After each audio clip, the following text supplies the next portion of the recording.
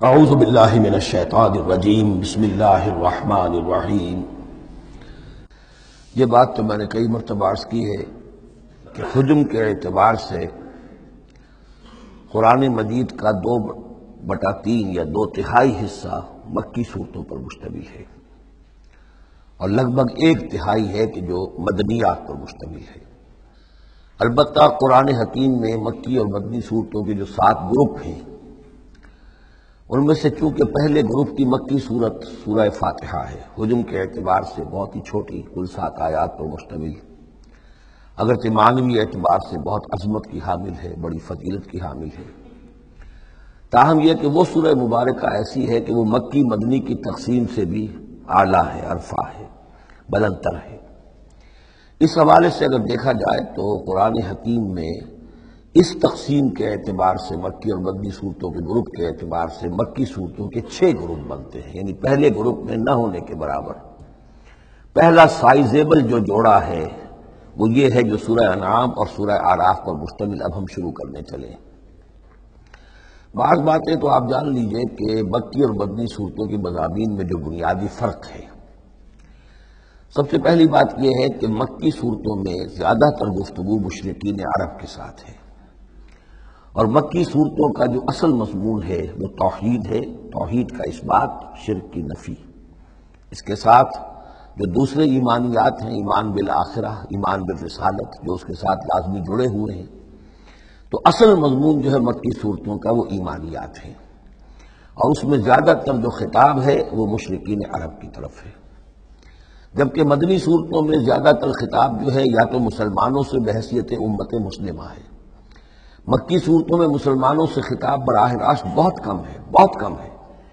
اور ہے بھی تو بالواسطہ ہے، یعنی حضور سے خطاب کیا جاتا ہے واحد کے صیغے میں، اور گویا کہ آپ کے ذریعے سے مسلمان مخاطب ہیں۔ اصل رد و قدح جو ہے، جو گفت و شنید ہے، رد و قدح ہے، بحث و نزاع ہے، وہ سب کی سب مشرکین سے ہے، مشرکین عرب سے۔ لیکن یہ کہ جو مدنی صورتیں میں براہ راست خطاب امت مسلمہ سے ہے، اور یہ کہ اس کے ساتھ ہی اہل کتاب، جیسا کہ ہم دیکھ چکے ہیں، یہود اور نصارہ، ان کے بارے میں مفصل گفتگو ہے، ان سے خطاب ملامت کے انداز میں بھی، دعوت کے انداز میں بھی، ترغیب کے انداز میں بھی، ترغیب کے انداز میں بھی۔ پھر یہ کہ مدنی صورتوں میں منافقین سے خطاب ہے، جبکہ پورے مکی قرآن میں نفاق کا ذکر شاید کسی ایک جگہ پر آپ کو مل جائے گا، وہ بھی بہت ہی سمجھیے غیر نمایاں طور پر، اس لیے کہ مکی دور میں یہ نفاق کا مرض موجود نہیں تھا۔ اہل مکہ بڑے سخت لوگ تھے، لیکن ان میں ایک بات موجود تھی، یعنی کردار کی یہ بات ان کے اندر اچھی تھی کہ جب مانتے تھے تو پوری طرح مانتے تھے، اور نہیں مانتے تھے تو پھر ان کی مخالفت بھی بہت شدید ہوتی تھی۔ البتہ پھر یہ کہ وہ مخالفت بھی کھلم کھلا ہوتی تھی، اس میں یہ کہ وہ چال بازیاں، ریشہ دوانیاں یا اور اس طریقے سے سازشیں کرنا، یہ نہیں، کھلم کھلا بات، اور جب ایک دفعہ زبان دے دی تو پھر زبان پر پورے اترتے تھے۔ جبکہ یہ جو لوگ مدینے میں آباد تھے، اوس و خزرج کے، چاہے وہ اصل عرب لوگ تھے، لیکن وہ بھی چونکہ یہودیوں کے زیر اثر رہے تھے، تو ایک بگڑی ہوئی مسلمان امت میں جو خرابیاں پیدا ہو جاتی ہیں اخلاق کی، کردار کی، وہ جو ہے ان میں یہود میں تو بتمام و کمال تھی، اور ان کے زیر اثر یہ کمزوریاں جو ہے کسی نہ کسی درجے میں اوس و خزرج کے لوگوں میں بھی موجود تھیں۔ مکی صورتوں کا دوسرا مضمون جو ہے، اور مدنی صورتوں کا اس کے تقابل میں، وہ یہ ہے کہ مکی صورتوں میں عام اخلاقیات کی بات ہوگی، سچ بولنے کی تاکید ہوگی، جھوٹ بولنے کی مذمت ہوگی، بخل کی مذمت ہوگی، سخاوت کی تعریف کی جائے گی،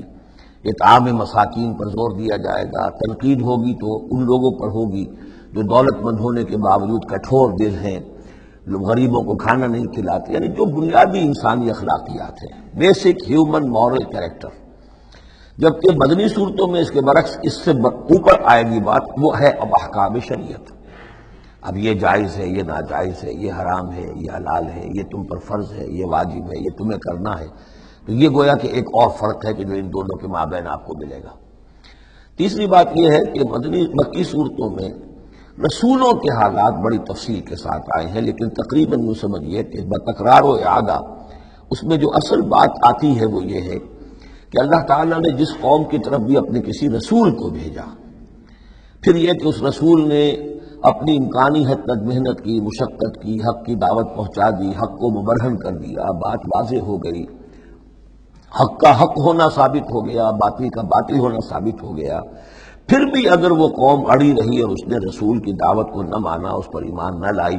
تو پھر وہ نسیم منسیہ کر دی گئی، پھر اس کو ساتھ کوئی رعایت نہیں ہوئی، اس کو ختم کر دیا گیا، عذاب استیصال، کہ اس قوم کی جڑ کاٹ دی گئی، قطع دابر القوم الذین ظلموا، جڑ کاٹ دی گئی اس قوم کی کہ جنہوں نے ظلم اور کفر کی روش اختیار کی۔ یہ خاص مضمون ہے کہ جو مکی صورتوں کا ہے۔ تو یہ تو ہے عام مضامین کے جو ان صورتوں کے اندر آپ کو ملیں گے، جو 2/3 جو ہے حجم کے اعتبار سے۔ اب آپ دیکھیے کہ ہم تقریباً کیا بلکہ یوں سمجھیے کہ 5ویں حصے سے زائد پڑھ چکے ہیں قرآن کا، 6.25 پارے ہم پڑھ چکے ہیں،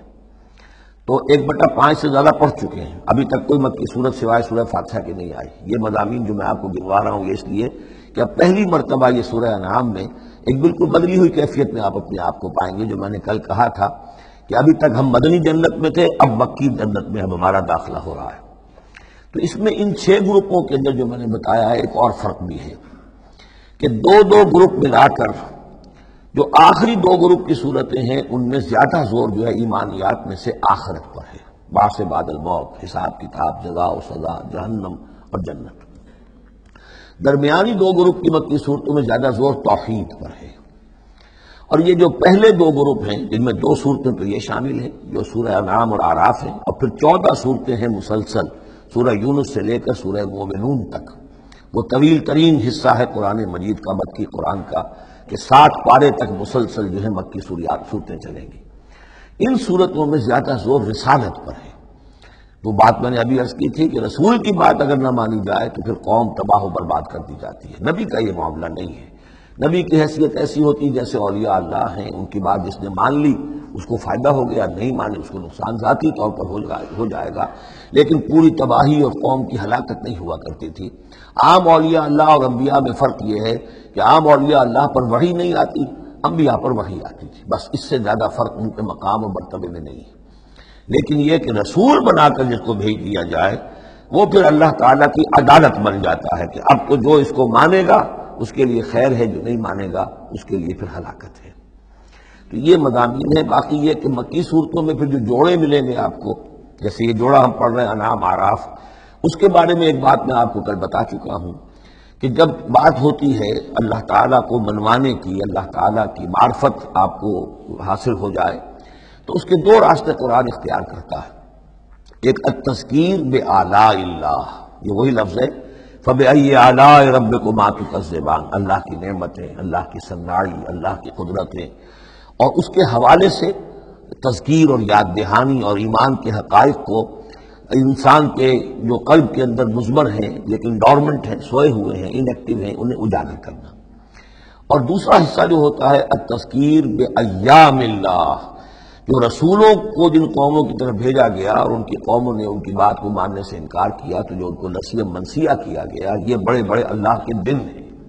ایک مقام پر قرآن میں ہم خود پڑھیں گے فذکرہم بایام اللہ، اے نبی ان کو ذرا نصیحت کیجئے ایام اللہ کے حوالے سے کہ کیا کچھ بیتا ہے قوم نوح پر اور قوم ہود پر اور قوم صالح پر اور قوم شعیب پر اور قوم لوط پر اور آل فرعون پر، وہ ساری باتیں کو بتائیے، مبادا یہ کسی غلط فہمی میں ہو، اگر یہ بھی آپ کی بات نہیں مانیں گے اور آپ کی دعوت کو قبول نہیں کریں گے تو ان کا انجام وہی ہوگا۔ تو آپ دیکھیں گے کہ سورہ انعام جو ہے اکثر و بیشتر التذکیر بآلاء اللہ پر مشتمل ہے، اور سورہ اعراف جو ہے وہ التذکیر بایام اللہ پر مشتمل ہے، اور عام طور پر یہی آپ کو تقسیم مکی صورتوں کے جوڑے بننے کے اندر یہ بات نمایاں نظر آئے گی۔ صدق اللہ العظیم۔